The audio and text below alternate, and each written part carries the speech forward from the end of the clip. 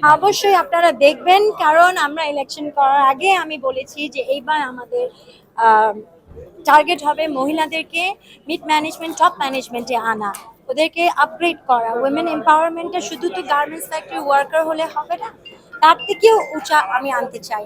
আর আমরা 5 জন এসেছি, আমরা 5 জন ক্যান্ডিডেট ছিলাম, আমরা 5 জন এসেছি। এখানে আমাদের আছে ম্যাসকো গ্রুপের সবুজ সাহেবের মেয়ে, ইস্ট ওয়েস্ট গ্রুপের হারুন সাহেবের মেয়ে ফাহিম, রুমানা, আজিম ভাইয়ের মেয়ে সামিহা, এবং ফাইনালি আমাদের যমুনার বাবু সাহেবের মেয়ে রোজলিন। তা আমরা 5 জন এসেছি অ্যান্ড ইনশাল্লাহ আমরা এটা নিয়ে কাজ করব। এটা আমার পার্সোনাল 3 নম্বর, third time I won BGMEA election.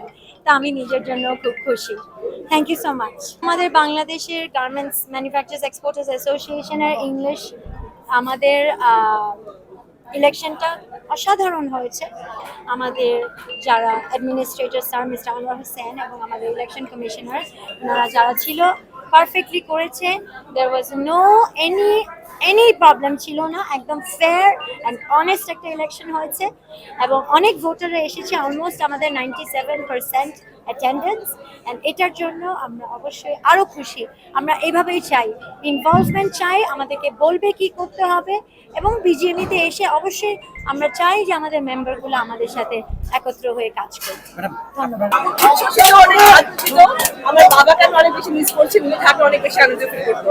আচ্ছা, আরেকটা বিষয়, যে সারাদিন বৈরী আবহাওয়া ছিল, বৃষ্টি ছিল, তার মধ্যে ভোটাররা আসছেন, আপনাদের ভোট দিচ্ছেন এবং আপনারা বিপুল ভোটে বিজয়ী হয়েছেন।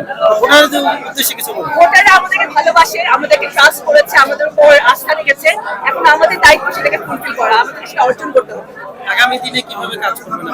আমরা অলরেডি অনেকগুলো পরিকল্পনা ঘোষণা করেছি, সেগুলো বাস্তবায়িত করাই আমাদের প্রধান লক্ষ্য। Thank you.